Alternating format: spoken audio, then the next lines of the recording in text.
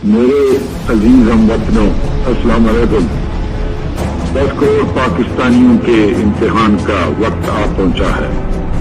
آج صبح سویرے ہندوستانی فوج نے پاکستان کے علاقے پر لاہور کی جانب سے حملہ کیا۔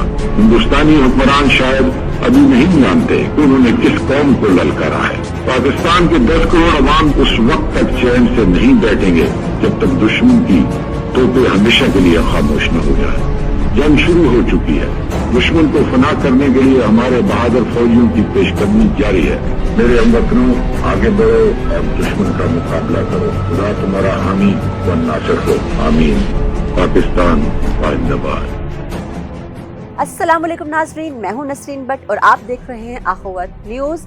آج یوم دفاع پاکستان یعنی 6 ستمبر کا دن ہے اور آج ہم آپ کو بتانے جا رہے ہیں اس دن کے بارے میں جب پورا پاکستان مجاہد بن گیا۔ یوم دفاع ہر سال 6 ستمبر کو پاکستان میں بطور ایک قومی دن منایا جاتا ہے۔ یہ دن پاک بھارت جنگ 1965 میں افواج کی دفاعی کارکردگی اور قربانیوں کی یاد میں منایا جاتا ہے۔ اس کا مقصد پاکستان کے دفاع اور عسکری طاقت کو مضبوط کرنے کی یاد دہانی ہے تاکہ ہر آنے والے دن میں کسی بھی حملے سے بطریق احسن نمٹا جا سکے۔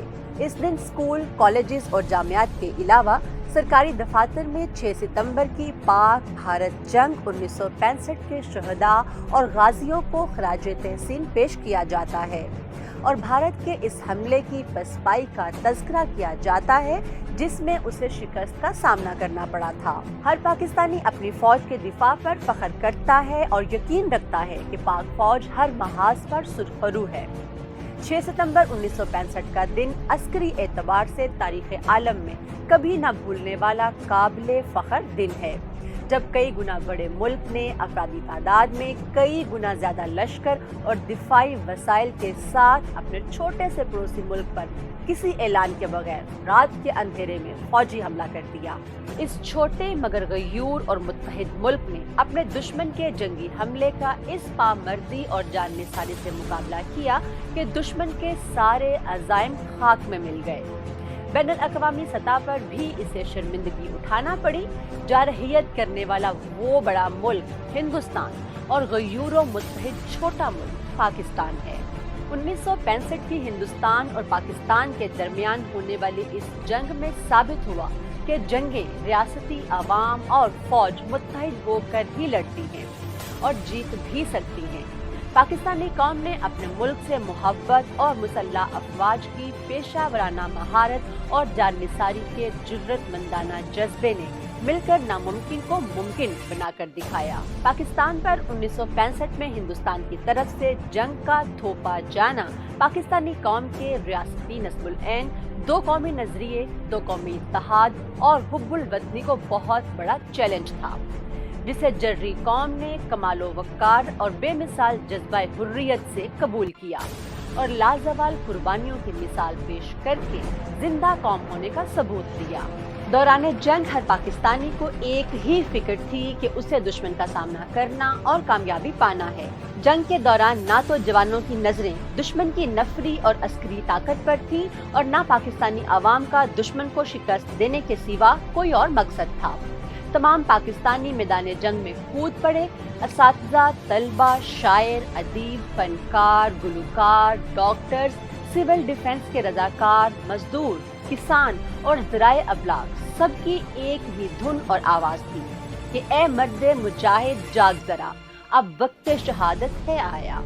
ستمبر 1965 کی جنگ کا ہمہ پہلو جائزہ لینے سے ایک حقیقی اور گہری خوشی محسوس ہوتی ہے کہ وسائل نہ ہونے کے باوجود اتنے بڑے اور ہر لحاظ سے مضبوط ہندوستان کے مقابلے میں پاکستان میں وہ کون سا عنصر اور جذبہ تھا جس نے پوری قوم کو ایک سیسا پلائی ہوئی ناقابل عبور دیوار میں بدل دیا تھا۔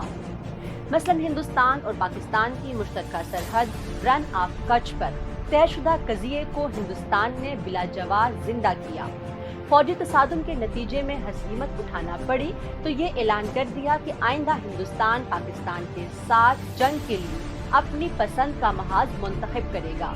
اس کے باوجود پاکستان نے ہندوستان سے ملکہ سرحدوں پر کوئی جارحانہ اقدام نہ کیے تھے، صرف اپنی مسلح افواج کو معمول سے زیادہ الرٹ کر رکھا تھا یہی وجہ ہے کہ 6 ستمبر کی صبح جب ہندوستان میں حملہ کیا تو آنن فانن ساری قوم، فوجی جوان اور افسر، سارے سرکاری ملازمین جاگ کر اپنے فرائض کی ادائیگی میں مصروف ہو گئے۔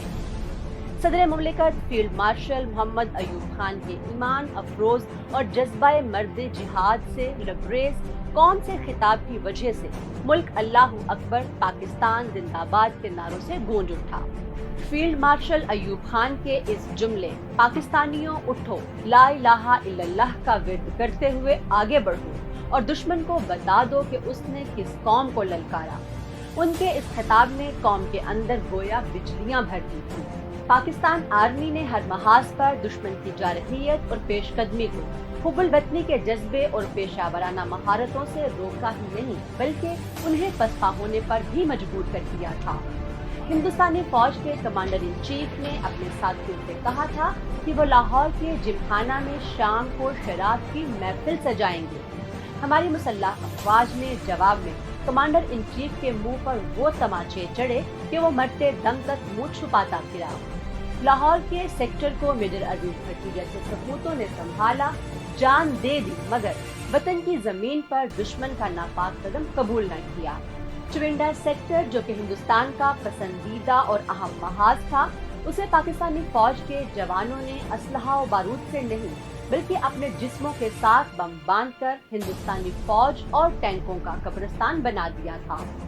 ہندوستان کی اس سطح پر نقصان اور تباہی کو دیکھ کر بیرون ممالک سے آئے ہوئے صحافی بھی حیران اور پریشان ہوئے۔ دشمن ٹینکوں کی ایک بہت بڑی تعداد لے کر سبز پیر موڑ، معراج کے، درمان اور تحصیل ظفروال کے مختلف دیہاتوں سے اندر گھس آیا، جسے پھلوارہ کے مقام پر پاکستانی قوم نے وہ سبق سکھایا کہ اس کی آنے والی نسلیں یاد رکھیں گی، جسے پھلورا کے مقام پر پاکستانی قوم نے وہ سبق سکھایا کہ اس کی آنے والی نسلیں یاد رکھیں گی۔